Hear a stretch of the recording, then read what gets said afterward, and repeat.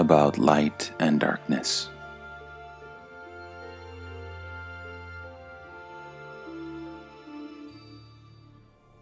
Genesis is an eternal confrontation between light and darkness, and man is a unique experiment of the divine will.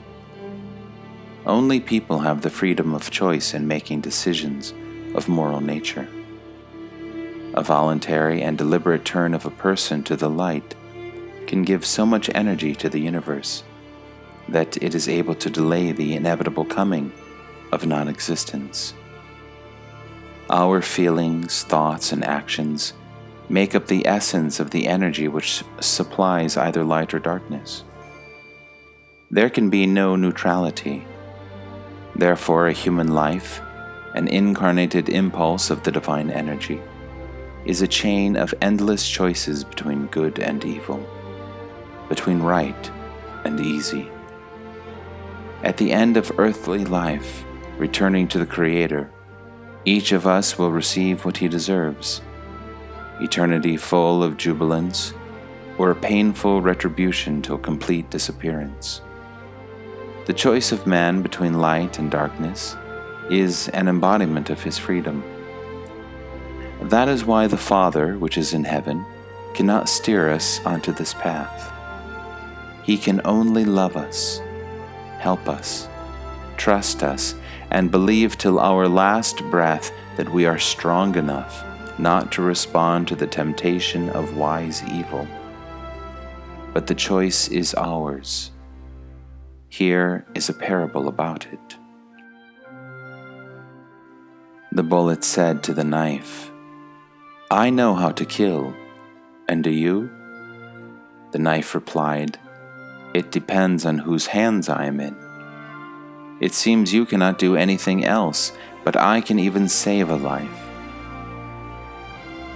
"And how can you do that?" The bullet was puzzled. "When a surgeon takes me in his hand, I can save a human life," answered the knife. The moral of the parable is that people have souls which can be turned into a tool of either darkness or light. But the hands which a soul can fall into are just your own ones, and the mechanism which turns it into that tool is offered by heaven. There are no barriers for a sudden aspiration of man to the light. It is only necessary to understand something important in life. The one whom we allow to enslave our souls will dominate us. There is too much darkness around us, for we have chosen it as our pastor. And yet, there are souls in which the darkness failed to extinguish the sparks of the divine light. There are such souls, but they are so few. A piece of chalk said to a piece of coal, "I am bright, and my soul is bright, but you are black, and your soul is dark." "No," said the piece of coal, "I lie in the ground, and therefore am black, but my soul is bright." "I come from the ground too," the piece of chalk answered, "but I am not black. I think what the appearance is, so is the soul." The piece of coal did not know what to answer and became morose. And the Lord said to it, "Do not believe the piece of chalk.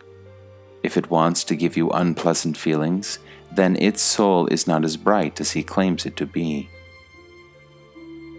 The moral of the parable is that it is easy to understand what kind of soul man has.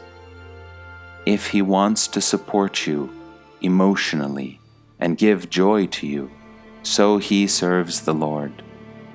And if the powers of darkness took the better of him, he will do everything to annoy you and make you miserable. We must constantly make choices.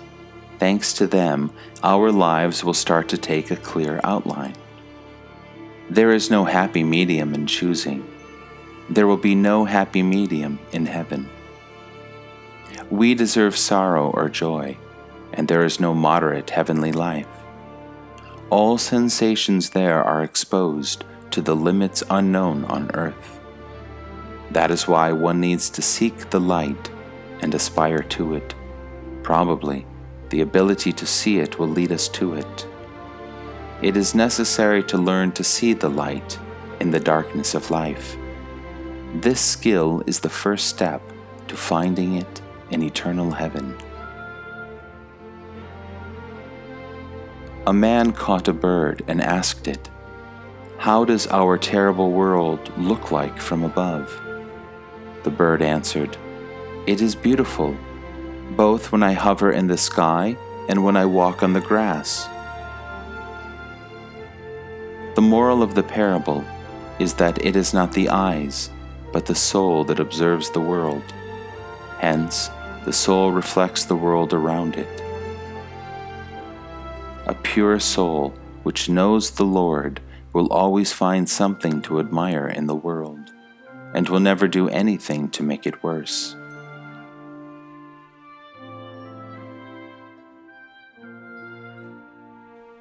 Generally, that is the law. The essence of man's life is the fruit of his spiritual efforts, and one can be most happy rejoicing in life anywhere, in a dungeon, in a house of prayer, and out in the open ocean alone with the menacing elements. Only spiritual forces are able to give man a feeling of happiness. When he knows that the world of light never leaves an enlightened man, he is not afraid of anything. Everything can be subjected to the great sense of existence, to direct the unfailing light of one's soul to those a part of whom you will become later. Use all means available to keep the light in yourself. Endow everything around you that brings joy to you, and you will suddenly realize that heaven is getting closer to you.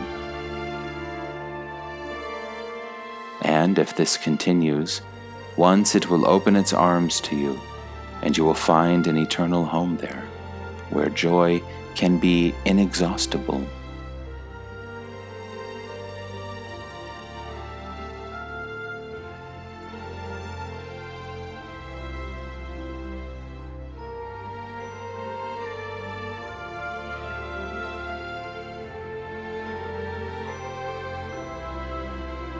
A fool asked a wise man, "How do you know that it is the Lord who speaks to you and not the devil?"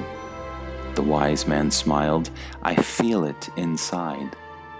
When a hot, joyful light flows through me, I know it is the Lord speaking to me, and my soul rejoices, feeling his vibration. And when Satan suddenly enters my soul, it cowers in icy horror. So I never confuse the words of the Lord with the words of Satan. It is very easy to distinguish light from darkness.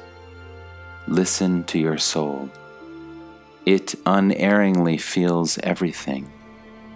And there is nothing more correct for a wise man than the first impression. Sometimes, of course, this feeling may be deceptive. When man is too rational, he does not trust the soul and relies on his mind.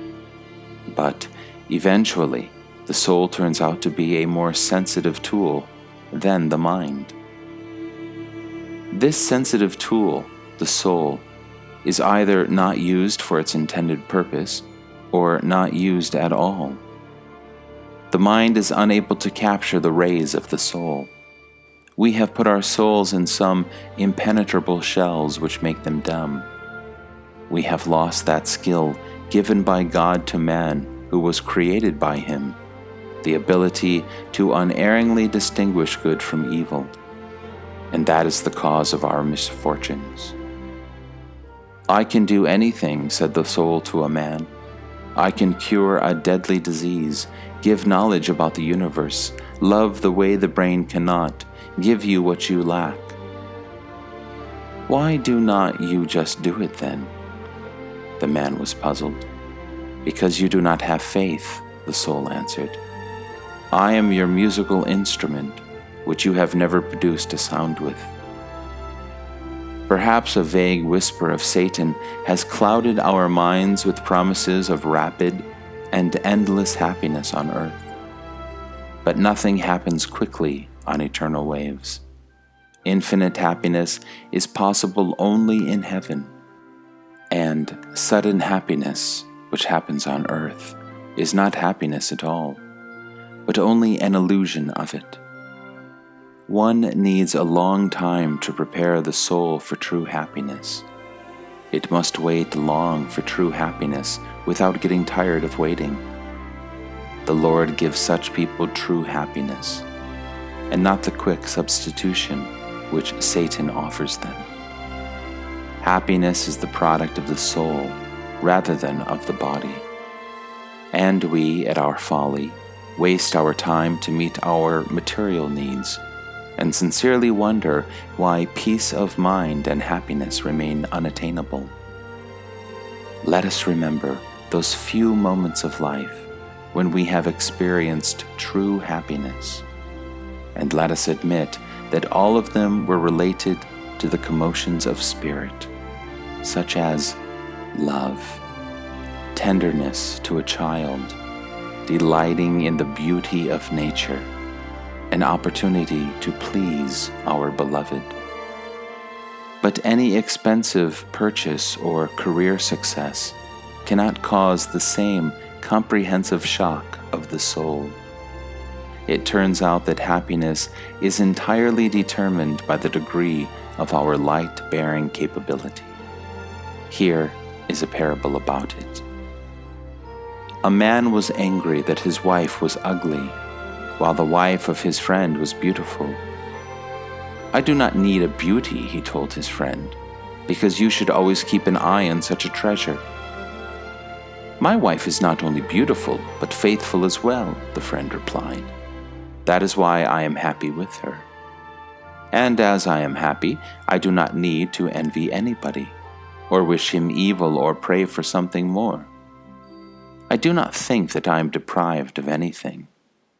I will tell you this: only an enlightened man can have a beautiful wife and not worry about her. And are you enlightened enough to be happy with a beauty?" The moral of the parable is that the evil inclination in man prevents him from being happy. To enjoy life, it is important not only to know its pleasures, but also to be able to accept them with a gratitude to the Creator. Those people are happy who know how to be happy, as their spiritual light helps them to feel the presence of good happening in their lives. Those who live in the dark cannot be truly happy, no matter how much well-being the Lord sends them, wishing to announce Himself. Happiness is the property of only a bright, trusting, and loving soul. And the feeling of happiness, and that is, enjoying life to the full, makes man a powerful source of light energy. This is what the Lord tells us.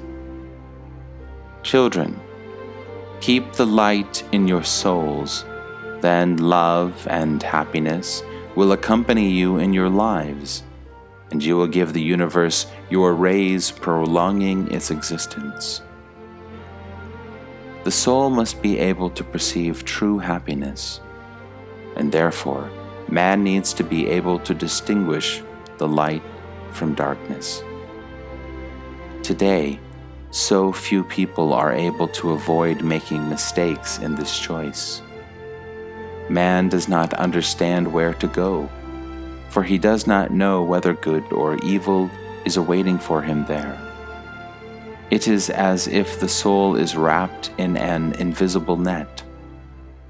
Satan has managed to do this. But the transformation to light is possible for each of us, even a second before death. Let us remind ourselves of the divine spark enclosed in us, of the hopes of the Creator, that we will make the correct moral choices, and let us cast off this confining net from the soul.